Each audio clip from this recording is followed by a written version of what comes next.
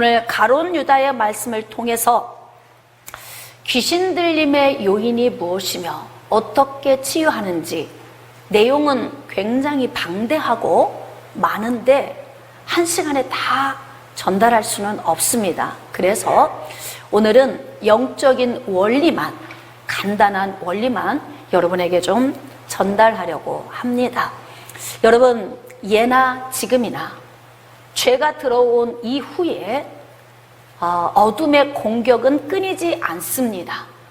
그래서 베드로전서 5장 8절 말씀에 근신하라 깨어라 너희 대적 마귀가 우는 사자같이 돌아다니며 삼킬 자를 찾나니 너희는 믿음에 굳게 서서 저를 대적하라 이렇게 기록하고 있어요. 자, 어떤 사람은 이런 말을 하는 사람도 있어요. 귀신이 진짜 있나? 이렇게 말하는 사람이 있습니다. 그런데 성경에서는 창세기에서 계시록까지 66권의 말씀 가운데 요소요소에 귀신의 영에 대한 그런 말씀들이 기록되어 있습니다. 그리고 실질적으로 우리의 삶 속에서 어둠의 공격을 받는 것을 저는 목회 사역 현장에서 많은 분들을 회복시키면서 또 실질적으로 체험을 하고 있습니다.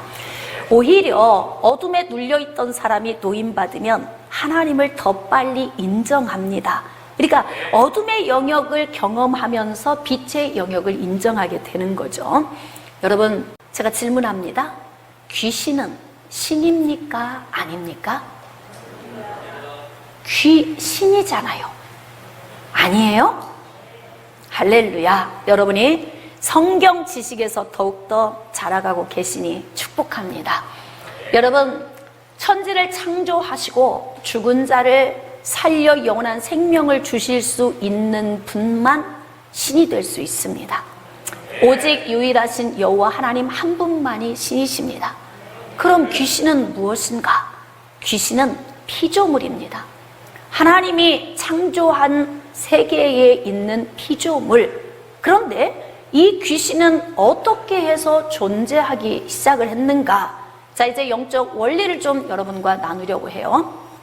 유다서 1장 6절 말씀해 보면 자기의 지위를 지키지 않고 처소를 떠난 타락한 천사에 대해 기록하고 있습니다.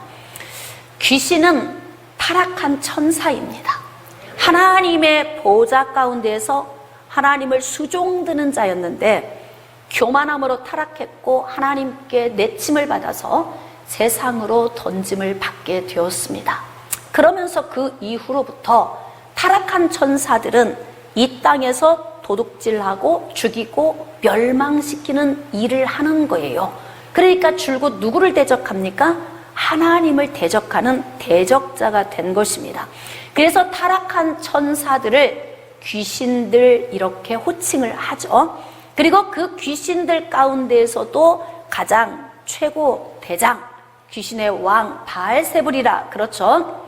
사탄 또는 마귀 이렇게 호칭을 합니다. 자, 그래서 마귀와 귀신들이 이 땅에서 두루두루 다니면서 삼킬 자를 찾기 위해서 계속 배회하고 있어요. 그러면 어떤 사람들을 공격을 하느냐, 이제 우리가 알아야 어둠에 공격받지 않고 살 수 있게 됩니다.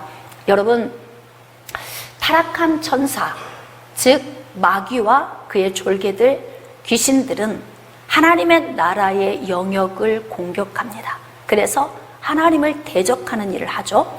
그런데 하나님의 피조물인 마귀 그리고 귀신들은 하나님을 직접적으로 대적할 수 없습니다.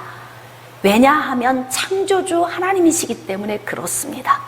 그리고 피조물이기 때문에 감히 하나님을 대적할 수 없습니다. 그러면 이 귀신들이 어느 영역을 대적하겠습니까? 바로 하나님 나라, 그 영역을 대적을 하는 거예요. 여러분, 국가의 3요소, 주권, 국민, 영토. 그렇죠? 대한민국의 주권자는 국민들이죠. 그러나 하나님 나라의 왕 대신 하나님의 창조 안에 있는 하나님의 나라에서는 하나님이 주권자가 되시는 거예요.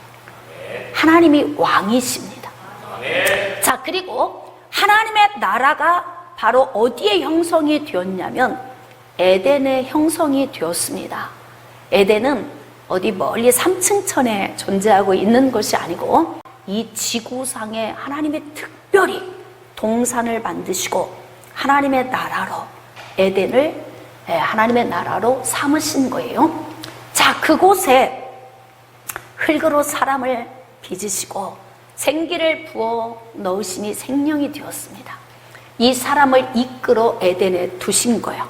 그러니까 에덴 안에 하나님의 영토 안에 주권자이신 하나님과 하나님의 백성인 인간이 같이 함께 있는 거예요. 그러니까 너무나 이 복된 곳입니다. 이 에덴이라고 하는 곳은.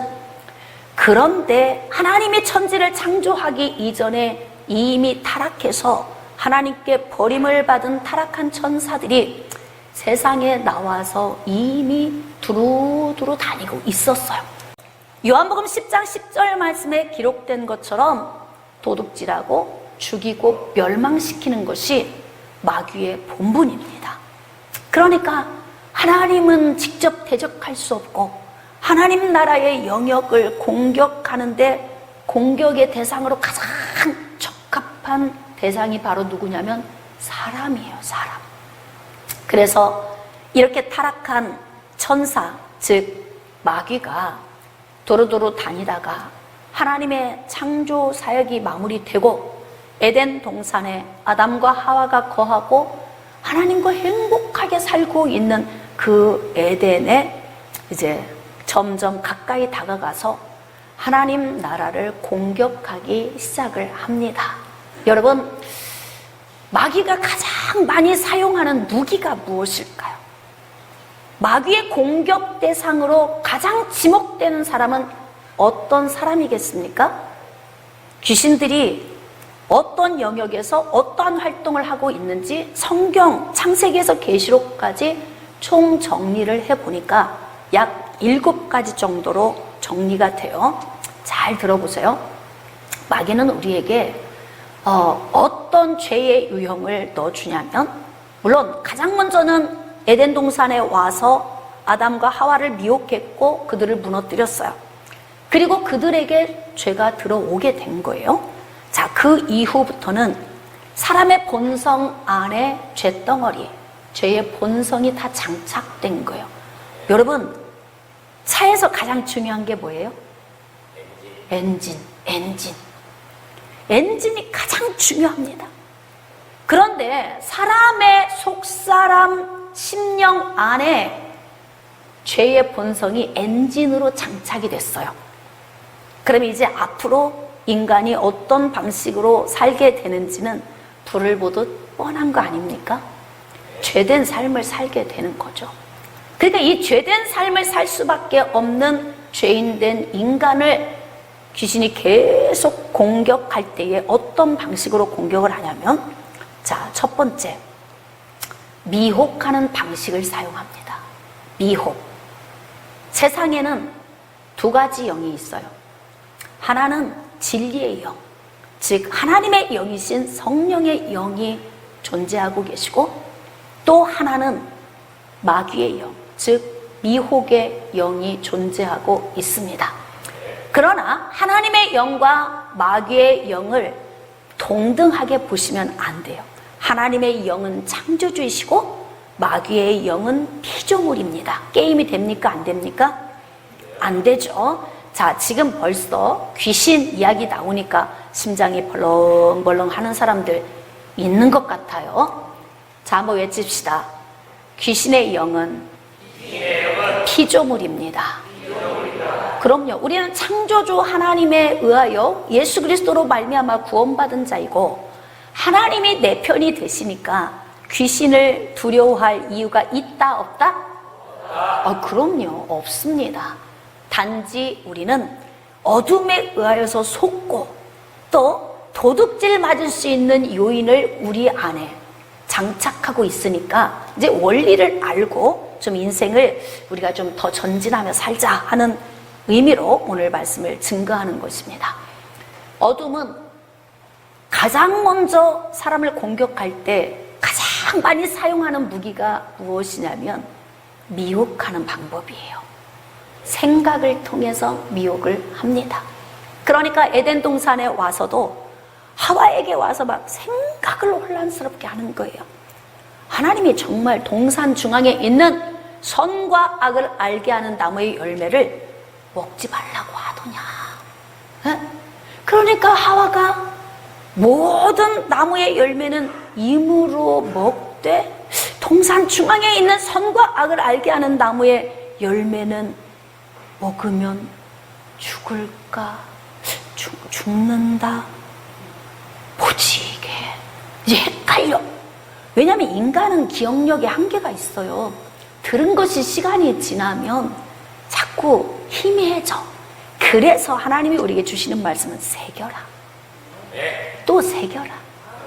그냥 앉아있을 때든지 길을 갈 때든지 밥을 먹을 때든지 잠을 잘 때든지 아멘이 어디 갔어요? 응? 새겨라. 새기라고 하잖아. 우리는 기억에 한계가 있기 때문에 새기라고 하시는 거예요. 그런데 하나님의 말씀이 벌써 헷갈리고 혼란스럽잖아. 우리 기억의 한계가 헷갈리고 혼란스러워. 그러니까 마귀가 벌써 틈을 본 거 아닙니까? 그러니까 아니야. 네가 하나님처럼 눈이 밝아져서 선과 악을 알게 될 거 하나님이 너무 잘 아시는 거지. 걱정할 거 없어. 이거 먹으면 그냥 눈이 밝아져서 선도 알고 악도 알게 돼. 지금 하와는 악이 뭔 줄 몰라요. 선이 뭔 줄도 몰라. 왜? 여러분 검정과 흰색이 이렇게 있으니까 이건 흰색이고 이건 검정색이야. 그렇지 흰색이 없으면 이게 검정이라고 하는 개념도 없는 거예요. 그런 것처럼 악이라는 것을 모르니까 선이 무엇인지라고 하는 개념도 없는 하와의 머릿속에 선이 뭐고 악이 뭐지? 얼마나 궁금해. 알고 싶잖아요. 여러분은 알고 싶어 안 알고 싶어요? 궁금하죠. 궁금해. 그러니까 생각 속에서 선과 악을 알게 하는 나무의 열매를 바라보니까 막 먹음직도 하고 보암직도 하고 막 지혜롭게 할 만큼 탐스럽기도 한 거예요. 그러니까 어느 순간에 그것을 따먹고 범죄하게 된 거죠. 자, 그래서 이제 죄의 본성이 우리 안에 장착되기 시작한 거 아닙니까? 이후로부터는 마귀가 공격하기가 아주 쉬워졌어요. 왜일까요? 그럼 본성 자체가 죄가 들어있으니까요. 마귀가 우리를 움직이기가 너무 쉬운 존재로 우리가 타락을 해버린 거예요. 그러니까 마귀가 사람을 공격할 때에는 하와를 무너뜨린 것처럼 가장 우리에게 공격하는 최고의 무기는 우리의 생각을 교란시킨다. 우리의 생각을 교란시킨다. 이단이 어떻게 정통교회를 다니고 있는 사람들을 빼앗아갑니까? 생각을 교란시키는 거예요. 응? 성경적인 지식을 혼란스럽게 만드는 거지. 그래서 정확하게 알지 못하는 사람은 긴가 민가 좀 더 알아볼까 하고 따라갔다가 그냥 빠지게 되는 거예요. 마귀는 그렇게 우리의 생각의 영역, 즉 지식의 영역을 움직이죠. 자, 지난주에 우리가 정신적 질병의 치유에 대해서 다뤘는데 정신적 질병이 어디서 온다고 했어요? 잘못된 지식, 악한 지식, 또 뭐 상처의 지식, 이 모든 지식으로 말미암아 정신적 질병이 와요. 사실은 귀신 들림의 출발은 어디서부터 오냐면 정신적 영역에서부터 이미 시작이 되고 있는 거예요. 그러니까 마귀는 두루두루 다니면서 삼킬자를 찾을 때에 이렇게 미혹된 요인을 가지고 와서 사람을 무너뜨립니다. 자, 두 번째, 더러운 귀신. 그러니까 귀신이 많이 있다면 그 귀신들이 맡은 역할이 각기 한 사람 안에 여러 요인을 넣어줄 수 있어요. 생각을 통해 미혹도 하고 더러운 것도 넣어줘. 그래서 어떻게 해요? 도덕적으로 부패하고 타락하게 만들고 또 뭐 정신적으로도 여러 가지 우리가 상상할 수 없는 그러한 말과 행동을 하게 하는 거죠. 타락한 모습을 자꾸 넣어주는 거예요. 그러면서 또 다른 악한 귀신은 악한 요인을 사람에게 넣어줘서 분쟁하고 살인하고 서로 비난하고 이간하고 분리하게 만드는 이러한 역할도 담당하고 있어요. 귀신들이. 그 다음에 거짓말하는 이러한 것도 하나님께로부터 온 게 아닙니다. 거짓말을 밥 먹듯이 하는 사람. 그러면 거짓말만 거짓인가? 아니에요. 위선과 가식도 거짓입니다. 나의 나됨을 부끄러워하지 마세요. 어떤 분들은 목사님이 신방 간다고 하면 자기가 살고 있는 느추한 모습을 보이기 싫어서 막 오지 말라고 그래. 그리고 뭐냐면 교회 와서는 자기가 그 살고 있는 영역을 다 감추고 그냥 교회 와서 보이는 모습이 나의 전부인 것이냥 행동하는 사람이 있어요. 그게 그 사람의 전부예요? 돌아가면 느추함이 있는데? 근데 왜 굳이 숨겨? 그냥 있는 모습 그대로 사세요. 부족하면 부족한 대로, 연약하면 연약한 대로. 나를 자꾸 가장하고 나를 멋지게 보이려고 하게 되면 그것이 바로 또 어두움이 공격할 수 있는 요인이 되는 거예요. 그래서 이렇게 거짓말하는 귀신이 탁 붙어 위선과 가식을 좋아하는 사람들에게 붙게 되는 거 아니겠습니까? 자, 그 다음에 점치는 귀신. 내일에 대한 불안을 가지고 있으면 점을 치게 만들어. 그래서 바울이 전도 여행 떠났을 때 여종 하나가 점을 치는 귀신에 들려서 점을 쳤다. 그래서 주인에게 이익을 많이 안겨준 여종에 대한 내용이 기록되어 있잖아요. 성경에 다 기록된 얘기를 제가 지금 하고 있는 거예요. 그러니까 귀신이 있다 없다 이런 얘기를 논할 필요도 없어요. 왜? 성경에서 실질적으로 있던 일들을 기록하고 있고 지금 현 시대에도 그런 일이 일어나고 있으며 죄가 들어온 이래 어느 시대에도 이것이 동일하게 일어나고 있기 때문에 그래서 우리는 아하, 어둠이 이렇게 존재하고 있구나 이것을 인정을 하고 오늘 말씀을 들어야 또 여러분들이 깨달아질 거예요. 어둠의 영역이 우리 가운데 와서 또 일으키는 문제가 무엇이냐면 우리의 생각을 복잡하게 하고 미혹하게 한 다음에 들어와서 정신병을 일으키게 합니다. 그러니까 지난주에는 귀신에 의한 것까지는 제가 다루질 않았어요. 오늘 다루려고. 근데 정신적인 요인이 깊어지면 이 요인에서 정신이 어떻게 되냐면 교란이 돼. 정신이 혼란스러워. 상태가. 그러면 이 상태에 어둠이 들어와서 정신적 질병을 일으키는 것입니다. 자, 그 다음에 어둠이 이렇게 미혹하고 우리의 생각을 통해서 공격을 하다가 속으로 들어오면 질병을 일으키기도 합니다. 어둠에 의해서 질병을 앓는 사람들의 특징은 병원에 가면 병명이 없다. 그런데 눌리고 아파 늘. 먹어도 기운이 없고 잠을 자도 피곤해. 자도 잠만 와. 그러면서 인생에 의욕이 없어요. 병원에 가면 아무 병이 없어요. 그러면서 결국 그렇게 무기력한 상태가 되면서 점점 다른 곳에 질병을 일으키는 위장의 문제 또는 뭐 대장의 문제 아니면 뭐 여러 암병의 문제 여러 이런 질병의 문제를 일으키기도 해요. 자, 그래서 우리가 얼마나 정신을 차리고 신앙생활을 해야 하는지를 잘 알아야 돼요. 막 어떤 분들은 이런저런 핑계 댑니다. 뭐 가정이 바빠서요, 무슨 문제가 있어서요, 부모님이 이래서요, 자녀가 이래서요, 뭐 예배를 못 드립니다. 예배보다 더 중요한 게 뭐가 있나? 응? 잘 한번 고민해 보세요. 제가 그럼 이렇게 이야기해요. 핑계 대지 마세요. 그 핑계 대면 그 핑계 요인 때문에 당신이 무너집니다. 제가 이렇게 이야기할 때가 있는데 여러분, 예수 그리스도 중심의 삶을 사는 것이 내 인생의 가장 우선순위가 되어져야 돼요. 마귀는요, 두루두루 다니면서요, 그 거짓된 위선과 가식의 핑계 그런 것까지도 이용해서 결국은 나를 무너뜨리는 그런 요인이 될 수가 있다는 거예요. 자, 그래서 마귀의 최초 활동지가 에덴 동산이었습니다. 에덴 동산에서 아담과 하와가 무너지고, 그리고 죄가 들어와서 이제 인간 안에는 죄가 장착된 상태로 태어나게 되는 거예요. 그러니까 마귀하고 얼마나 친합니까? 어둠이 좋아하는 요인을 이미 가지고 태어나니까 태어날 때부터 선한 사람이 있다 없다? 자, 태어나는 순간에도 살아있는 사람이 있다 없다? 영적으로? 없어요. 다 죽은 상태로 태어나는 거예요. 죽은 상태로 하나님과의 관계가 다 분리된 상태에서 이 땅에 태어나는 거예요.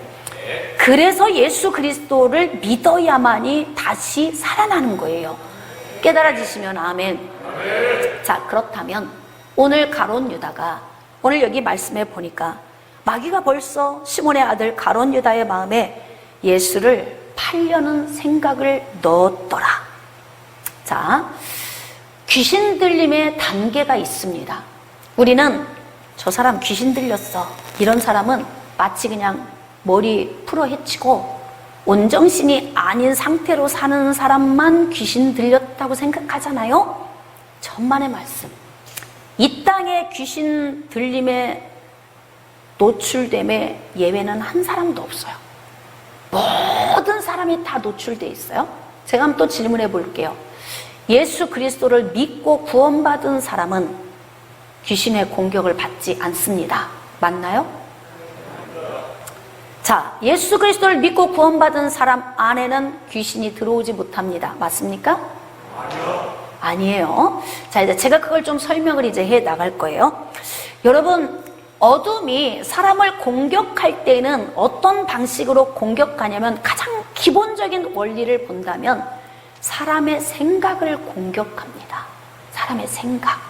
가룟 유다 안에 어떤 생각이 있었냐면, 돈꾀를 보면 그렇게 욕심이 나. 응? 그렇게 욕심이 나. 여러분, 어떻게 예수님의 제자로서 예수님과 함께 사역하는 제자 가룟 유다가 돈꾀만 보면 눈이 돌아가. 뒤집히는 거야, 눈이. 어떻게 하면 저걸 내 주머니에다 넣을까? 내 것을 만들까? 자, 이거 정상적인 생각이에요? 비정상적인 생각이에요? 자, 비정상적인 생각이지만 그런 생각을 할 수는 있다. 왜요? 그렇지. 죄의 본성이 안에 있으니까 그럴 수 있어요. 나는 아무도 미워하지 않아. 거짓말이야. 에? 나는 한 번도 싸운 적 없어. 거짓말이에요. 안 싸웠으면 속에서 싸웠을 거야. 호닥호닥 자기 속에서. 맞아, 틀려? 그러니까 뭐 나 괜찮은 척 할 필요도 없고, 나 착한 척 할 필요도 없어요. 멋있는 척 할 필요도 없고. 왜냐면 본디, 죄가 들어오고 난 이후에 우리 재료 자체가 별로 매력 없어요. 이게 바로 인간이에요. 그러니까 이런 생각이 들어올 수는 있다. 인정은 해요. 할 수는 있어. 좋은 거 보면 갖고 싶다. 마음은 가질 수 있죠. 그래도 어떻게 해야 돼요? 정신 차려야지. 털어야지. 그리고 나의 분수와 나의 본분을 넘어서는 일을 하면 안 되는 거예요. 응? 매일 50평 사는 권사님 집 부럽다고 거기만 쳐다보고 18평 집에 들어갈 때마다 슬퍼. 누구만 힘들어요? 나만 힘든 거예요. 그냥 기쁨으로 사세요. 분수껏 내 형편에 맞게. 아니다 싶으면 그냥 털고 그 생각을 벗어버려야 하는데 골똘히 생각하는 거예요.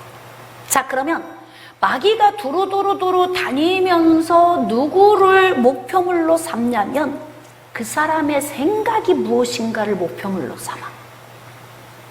가룟 유다가 돈깨에 관심이 있는 것을 마귀가 아는 거예요. 그리고 어떻게 하느냐? 유다야, 팔어. 네 스승 팔아. 그러면 돈 좀 될 거야. 그러면 이 생각도 온전하지 않으면 그냥 털어버려야 돼. 자, 우리 털을 수 있는 거 돼요? 안 돼요? 될 수 있어요. 왜? 하나님이 우리 안에 의지적인 요인을 넣어주셨어요. 절제할 수 있는 기관. 예? 지식을 우리 안에 습득해서 넣고 그 지식으로 말미암아 감정을 분출시킬 수 있으며 이 지식과 감정을 어떻게 절제하며 살아야 하는지 또한 우리에게 의지적인 요인을 넣어주셨기 때문에 우리 스스로 아니야 싶을 때는 내려놓을 수 있어야 돼.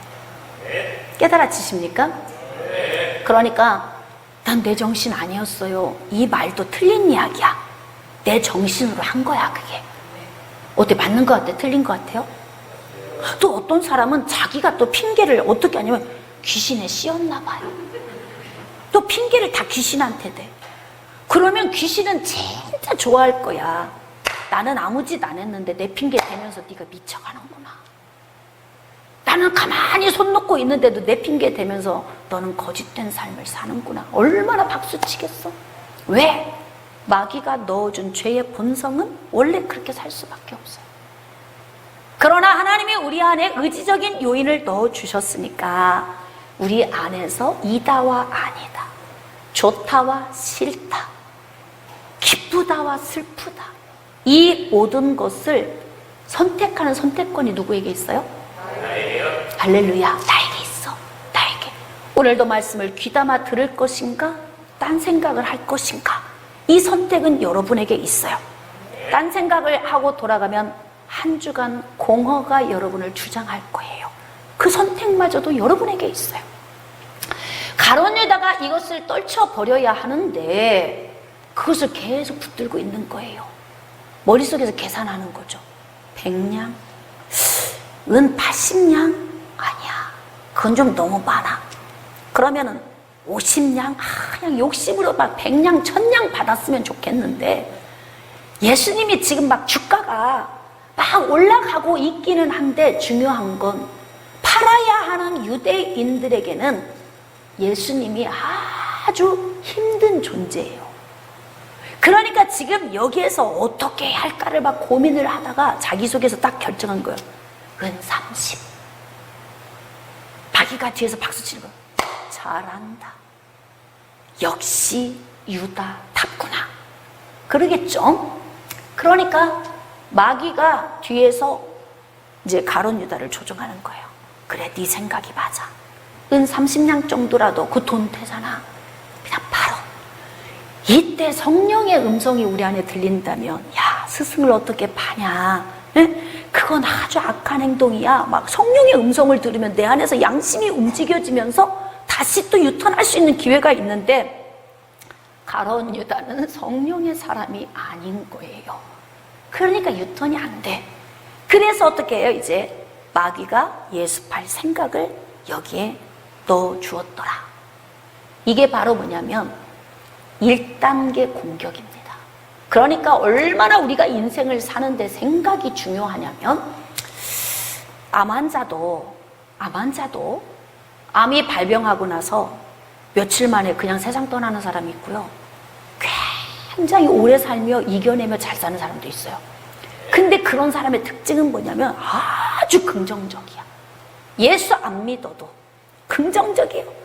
막 음식 좋은 거 골라 먹고 병을 이길 수 있도록 하고 막 운동하고 등산하고 하면서 예수 밖에서도 그렇게 하면서 병을 이겨내는 사람이 있어요, 없어요? 있어요. 근데 예수 안에서도 며칠 만에 그냥 가는 사람이 있을까 없을까? 있어요. 있다니까. 이 차이가 뭐예요? 차이가 생각의 차이인 거예요. 생각의 차이. 즉 우리가 그리스도인으로서 이것을 더 비유를 한다면 지식적인 믿음의 차이인 거예요. 응? 그러니까 어둠은 두루두루 다니면서 삼킬 자를 찾을 때 누가 목표물이 되냐면 생각이 부정적이거나 생각이 악하거나, 예를 들면 누군가와 다툼이 있고 속상함이 있어서 상처의 마음이 있어요. 저 사람을 보기만 하면 믿고 싫어. 근데 이것을 빨리 해결을 해야지.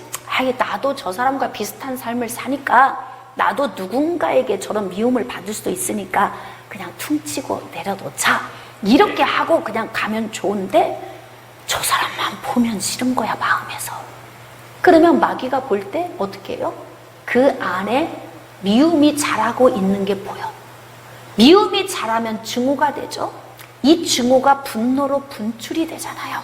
그러면 자기도 모르게 이게 들켜, 어둠에게. 그러니까 목표물 딱 삐리리 삐리리 해가지고 다 레이더망에 잡혔어. 그러면 이때부터는 어떡하냐면 너 밉지. 저 사람 볼 때마다 기분 나쁘지. 너한테 이런 상처 줬잖아. 그러니까 그냥 있지 마. 어디 저기 밖에 가서 저 사람 욕이라도 좀 하고 다니고 좀 비난 좀 해라.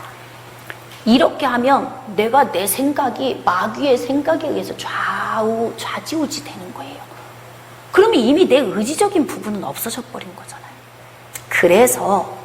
그래서 생각이 얼마큼 중요하냐면 생각을 바꿔야 되는 거예요. 한 자매가 진짜 완전히 억압받고 매임의 단계의 상태에서 저를 찾아왔는데요. 20년이 넘도록 귀신 들림의 그 질병을 앓으면서 정상적인 삶을 살지 못해. 근데 저한테 왔을 때 얼굴을 먼저 딱 보는 순간 알았어요.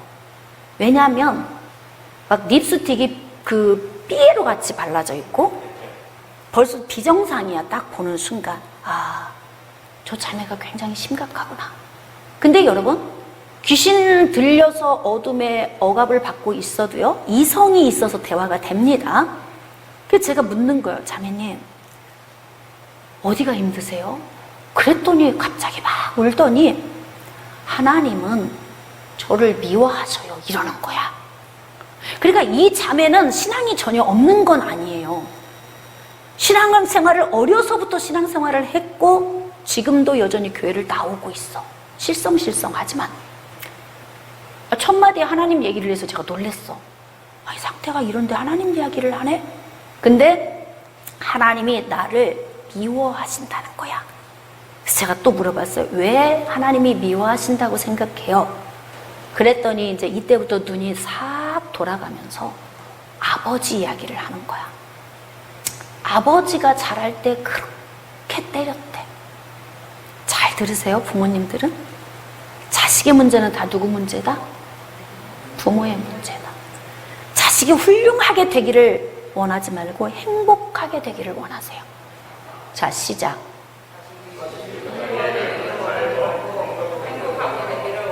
그럼요. 부모가 자식이 훌륭하게 되는데 초점을 두면 오히려 자식을 망칠 수 있어요. 자식에게 행복하게 사는 법을 가르치면 더 훌륭하게 될 수도 있어요. 근데 아버지가 그렇게 막 때린 거야. 무섭고 두려워, 어려서부터. 이 아버지는 그렇게 미워해. 아니, 자식은 참 이쁘고 사랑스럽던데 왜 그렇게 때리는지 난 이해는 좀 안 되는데. 그렇게 이제 때린 거예요. 그러니까 아버지도 어찌 보면 피해자지. 그 아버지도 아마 그 아버지한테 맞았을 거예요. 그러니까 그 맞은 분을 자식한테 또 주는 거고, 이렇게 맞고 큰 자식은 결혼하면 또 그럴 거예요. 응? 근데 이 자매가 너무너무 아버지한테 맞으면서 아버지에 대한 마음이 어떤 마음이냐면 아버지가 무섭고 두려워. 근데 교회 와서 기도할 때마다 하늘에 계신 우리 아버지요 이러면은 벌써 심장에서 숨이 턱턱 멎는 것 같고, 왜? 하나님이 자기를 팰 것 같다는 거예요. 왜? 자기를 막 진노해서 하나님이 자기를 막 무너뜨릴 것 같은 이 두려움이 막 오는 거야. 육신의 아버지와 하나님 아버지가 오버랩돼서 겹쳐 하나가 돼버려. 그러니까 그 두려움 속에 이제 마귀가 공격해 들어오는 거죠. 맞다. 하나님은 무서우신 분이야. 하나님은 너를 지금 패고 있는 거야. 네 아빠한테 맞은 거 있지? 그거 다 하나님이 하신 거다. 마귀가 이제 생각을 자꾸 넣어주는 거예요. 그러면 우리는 거기서 어떻게 벗어나야 해요? 성경 말씀을 읽어보면 나오잖아. 에? 우리가 아직 죄인 되었을 때에 그리스도께서 우리를 위하여 죽으심으로 하나님께서 우리를 향한 사랑을 확증하셨다. 에? 하나님은 예수 그리스도를 우리에게 보내셔서 죽게까지 그 사랑을 확인시켜 주셨다는 말씀만 우리가 알아도 이건 거짓이야. 내 육신의 아버지와 하나님은 달라. 하나님 아버지는 나를 사랑하셔. 육신의 아버지는 나를 때렸어도. 그러면 여기서 또 엄마들은 또 안 때리나? 그럼 또 아버지 생각만 하고 내 남편 생각만 하고 있는 엄마들 계실 텐데요. 여러분이 말과 행동으로 자식들한테 한 걸 잘 생각해 보세요. 왜 똑같아? 응? 자, 아까 그 비유는 제가 자매님이 아버지를 제가 비유를 들었지만 부모의 입장에서는 다 똑같은 거예요.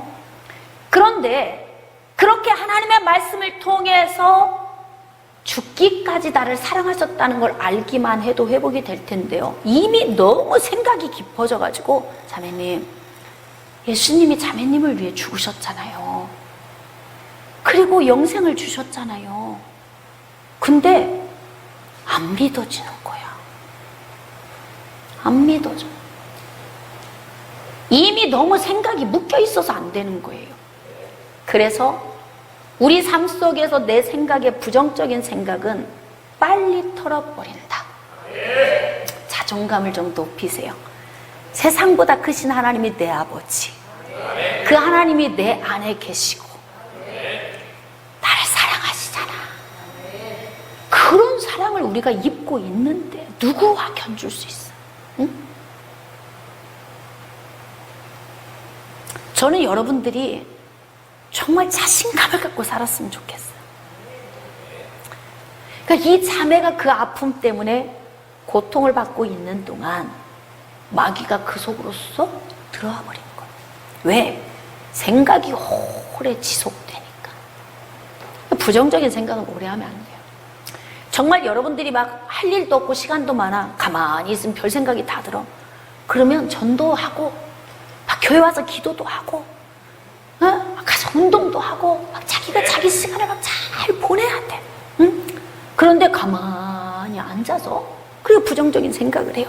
자, 가룟 유다가 그 생각을 떨쳐버리지 못하니까 다음 단계가 와요. 요한복음 13장 27절, 조각을 받은 후 곧 사탄이 그 속에 들어간지라.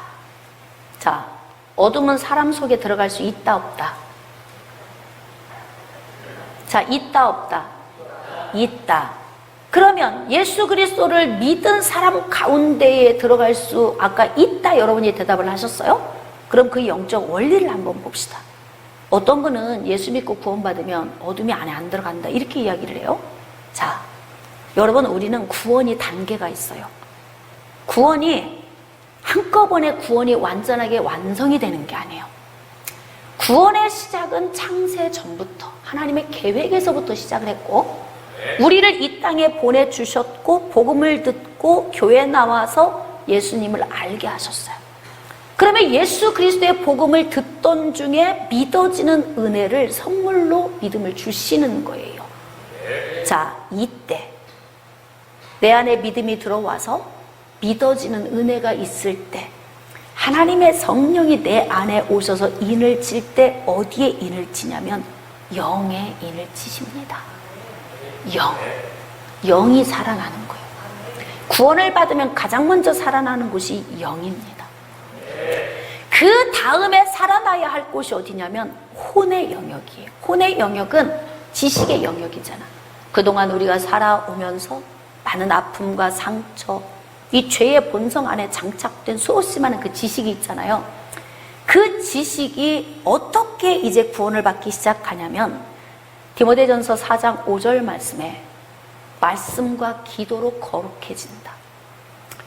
혼은 완전히 깨끗해질 수는 없어요. 죽는 날까지 거룩해져 가는 거예요. 성화되어 가는 것이 성화 구원을 이루는 것이고, 몸에서 영혼이 빠져나갈 때 혼의 영역은 사라지는 겁니다. 이해가 되십니까? 그래서 바로 뭐냐면 이제 우리의 그 영혼 안에 들어있는 혼의 영역, 세상에서 입력된 모든 이 지식은 몸에서 영혼이 빠져나갈 때 파쇄가 다 돼요. 왜 그런 줄 아십니까? 하나님의 나라에 간 사람들의 상태가 어떤 상태냐면 천사와 같다 그래. 천사들 안에 이 육신이 가지고 있는 혼적인 요인이 있을까요? 없을까요? 없어요. 육신이 느껴지는 혼적인 요인이 천사 안에 없어요. 그러니까 앞으로 하나님과 영원히 살면서 우리가 육신으로 느끼는 혼적인 요인을 느낄 이유가 없어. 그래서 성화되어 가다가 이 땅에서 떠날 때는 파쇄되고 없어지고 영혼 안에 영의 성령의 인이 처진 상태로 하나님께 가게 되는 거예요. 그러니까 성화가 많이 된 사람은 그만큼 삶이 복되고 성화가 더디 되는 사람은 그만큼 삶에서 많은 걸 잃어버리게 되는 거예요. 그리고 난 다음에 구원의 완성이 언제 오냐면 마지막 날에 예수님이 재림해서 오실 때 우리가 무덤에서 일어나요. 그래서 몸이 부활할 때에 이때에 영과 혼과 육이 완전 구원 이루는 거예요. 그러니까 우리가 이 땅에 사는 날 동안에 영혼 안에 있는 영의 성령의 깃발이 꽂혀 있지만 혼이라고 하는 영역은 성령이 점점 장악해가는 영역이에요. 성화의 영역이죠. 이 영역 안에 어둠이 들어올 수 있다. 예수 그리스도를 믿고 구원받았어도 이해가 되십니까? 그러니까 예수 믿고 구원받았는데도 교회 안에 실성거리는 사람이 있을 수 있어요. 여러분, 제가 지금까지 사역해오면서 느낀 바에 의하면 교회 밖에 있는 사람보다 교회 안에 어둠에 눌린 사람이 더 많습니다. 왜 그런 줄 아세요? 응? 어둠이 공격하는 영역이 어디라서? 하나님의 나라. 하나님의 나라. 그곳이 공격 영역이에요. 그러니까 오히려 예수 그리스도와 무관하게 사는 사람들은 세상에서 그렇게 즐기고 누리고 이렇게 살아도 불면증 없어요. 근데 예수 안에 있는 사람 우리 양심이 있잖아. 그러니까 어둠이 와서 공격을 하면 더 괴롭고 힘드니까 더 많이 눌리고 그로 인해서 오히려 더 힘든 삶을 살게 되는 경우가 많아. 그러니까 성경의 말씀의 지식에서 자라가지 않으면 굉장히 많이 눌려 살 수 있게 되는 거예요. 자, 가룟 유다 속에 사탄이 그 속에 들어갔다. 이때부터는 내 정신 아니죠. 내가 사는 거 아니에요. 어둠에 의해 사는 거예요. 이 상태가 바로 뭐냐면 눌림의 단계예요. 그러니까 사탄이 사람 안으로 들어가잖아요. 그러면 그 다음부터는 이제 눌려. 마음도 불안하고 두근거리고 잠도 안 오고 막 편두통도 오고. 여러분, 이게 여러분이 생각할 때 굉장히 긴 시간이 걸릴 거라고 생각하잖아요. 20년, 30년에 걸쳐 오는 사람도 있지만 하루 사이에도 12번도 더 올 수 있어요. 어제까지도 상태 좋았는데 오늘 극단적 선택하는 사람이 있을 수도 있어요. 하루 사이에 아무 문제 없었어요. 그런데 어떤 한 생각이 내 안에 들어오거나 어떤 문제가 와서 내 속에서 비관이 오면은 순간적으로 그런 문제가 올 수 있다 이 말이에요. 그러니까 예외 없어요. 예수 믿어도 정신 바짝 차려야 돼요. 항상 어둠의 공격 대상임을 우리가 깨달아 알아야 됩니다. 할렐루야. 깨달아지시면 아멘.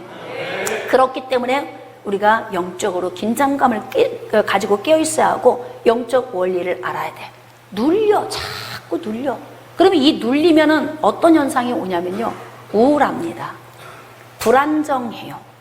굉장히 히스테리하게 사람이 변해요. 잠을 못 자고 먹지도 못하고 막 두통이 오고 이러니까. 편두통? 교회만 오면 머리 아픈 사람이 있어. 교회 밖을 나가면 또 아무렇지 않아. 다 이게 어둠의 영역 안에서 우리가 지금 공격을 받고 있는 현상들이에요. 이런 정도의 눌림의 단계는요, 그래도 회복이 조금 나. 그래도 그 사람 안에 있는 아픔의 상처를 치유하고 말씀을 통해서 변화를 시켜주고 계속 정신적으로 케어를 좀 하면 예수 이름으로 어둠아 나가 라고 명령하지 않아도 이 더러운 쓰레기 치우면 바퀴벌레 같은 게 없어지는 것처럼. 이 뭐 설탕가루 집에 떨어져 있어 보세요. 어디서 알고 개미가 모이는지? 개미 아무리 쫓아봐야 소용없어. 문제 해결 안 돼요. 그럼 어떻게 해요? 설탕가루를 치워야 돼요. 그러니까 어둠을 물리치는 요인은 축사만 해서는 절대 안 된다. 수없이 많이 축사해봤는데요, 도로 힘들어져요. 그러면 사람들이 그래요. 아유, 능력이 없나 봐. 이 시대의 목사님들이 능력이 없으신가 봐. 아니, 천만의 말씀. 당신의 상태가 변화가 안 돼서 그런 거예요. 응?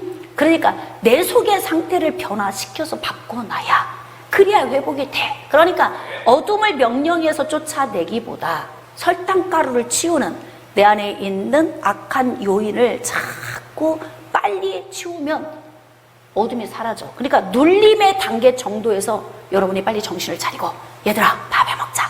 커튼도 자 환기도 시키자. 얘들아 그리고 저 한 바퀴 좀 호수공원 돌자. 뭐 이러면서 뭔가 자꾸 변화를 주고 하면은 좋아져. 그런 경험 한 적 있죠? 막 눌려서 힘든데 뭔가 내가 막 기도하고 찬양하고 말씀 듣고 움직이고 활동하고 맛있는 거 해먹고 이러면서 회복되는 경우가 눌림의 단계에서 노임을 받는 거예요. 성경에 보면은 눌린 자들도 많이 고치셨다. 사도행전 10장 38절에 기록되어 있어요. 자, 근데 크게 회복이 안 되면 어떻게 되냐면 4단계로 가요. 어떻게? 들림의 단계. 귀신 들림의 단계. 그래서 이제 귀신과 연합이 돼 있어. 이 정도 되면은 회복시키는 거 쉽지 않습니다. 그러니까 성경에 보면은 예수님이 사역하셨던 공생의 기간 중에 보면은 각종 병든 자를 치료하셨다는 내용과 함께 항상 보면 귀신 들린 자를 고치셨다. 이렇게 기록하고 있어요. 그리고 실질적으로 귀신에서 노임받은 사람들이 많이 있어요. 귀신 들리면 질병이 따라오죠. 되게 귀신 들린 사람의 특징은 뭐냐면 눈이 침침해지고 귀가 둔해져. 잘 안 들려. 혀가 뻣뻣해집니다. 그래서 성경을 읽어보면은 귀신 들려 귀 먹은 자, 귀신 들려 말 못하는 자, 귀신 들려 눈 먼 자, 그런 사람도 있죠. 그런데 또 이런 경우가 있어요. 18년 동안 귀신에 매여서 꼬부라져서 질병을 앓았던 그 아브라함의 딸을 예수님이 고쳐주셨어요. 그러니까 성경에 보면은 귀신 들림과 질병의 관계는 굉장히 밀접해. 왜? 귀신이 사람 안에 들어와서 하는 목적이 뭐예요? 인생을 도둑질하는 거예요. 죽이는 거예요. 멸망시키는 거예요. 여러분 잘 아셔야 됩니다. 마태복음 10장에 기록된 것처럼 하나님은 몸과 영혼을 지옥에 던져놓을 수 있어요. 그러나 마귀는 하나님 같은 권세가 없어요. 그러니까 마귀는 어떻게 하냐면 우리 육신의 삶을 죽이는 거예요. 극단적 선택을 하는 사람이 자기 정신으로 하는 게 아니에요. 귀신 들림의 단계까지 가잖아요. 회복이 어려워요. 마태복음 4장 24절에 보면 예수님께서 각종 병든 자, 마음이 눌린 자, 귀신 들린 자, 또 뭐 중풍병을 앓는 자, 뭐 다 고치셨다고 이야기하잖아요. 예수님 안으로 나오세요. 그러면 회복이 돼요. 자, 그 다음 단계 매임과 억압의 단계. 예수를 믿지 않는 불신자들이 5단계까지 가요. 신내림의 그 상태까지 갈 수 있어요. 예수 믿는 사람은 고지탈환은 안 돼요. 왜? 영 안에 성령의 깃발이 꽂혀 있잖아요. 그러니까 혼적인 요인은 거의 제정신 아니게 살아도 구원을 받은 자일 수 있다 없다? 있다는 거예요. 그렇지만 삶을 다 도둑질 맞아. 그래서 자, 이제 어둠이 우리를 공격하는 출발, 이 요인은 바로 무엇입니까? 생각이다. 잘못된 생각, 부정적인 생각, 악한 생각. 정말 이게 제가 한 시간에 다 다룰 수 있는 게 아니에요. 너무 분량이 방대한데 제가 그 원리만 지금 설명을 하는 거예요. 그러면 이것을 회복시킬 수 있는 방법은 무엇이냐? 설탕가루 치우면 돼요. 이해가 되십니까? 내 속에 나를 괴롭히는 이 생각을 파쇄시키면 되는 거예요. 그러면 어둠은 내 안에서 점점 빠져나가는 것입니다. 그러니까 우리가 이제 내 생각을 바꾸는 이 기능은 무엇으로 하냐면 하나님의 말씀으로 하는 거예요. 그래서 가나안 땅에 들어가서 원주민들과 혼합하고 영적으로 혼합, 막 성적 타락, 이렇게 많은 죄 가운데 살아가게 될 그들에게 하나님이 가장 신신당부하신 게 무엇이냐면 신명기 6장 6절 말씀에 네 마음에 하나님의 말씀을 새겨라 그래. 하나님의 말씀을. 여러분, 예수 그리스도가 나를 위해 죽으신 걸 알면 하나님이 나를 미워하십니다, 이 말 할 수 있어요? 매를 때려도 미워하는 게 아니라 사랑의 매예요. 부모가 먹이고 입히고 키우고 다 해. 그게 사랑이야. 근데 잘못하면 매를 대요. 그것도 사랑이에요. 깨달아지시면 아멘. 그러니까 우리가 살아나려면 진리의 말씀이 내 안에 채워져야 살 수 있다. 선한 마음을 가지고 하나님의 말씀을 내 심장에 새기는 그런 삶이 여러분에게 있어서 어둠의 공격을 피하고 강건한 삶을 사는 은혜가 있으시기를 주님의 이름으로 축복합니다.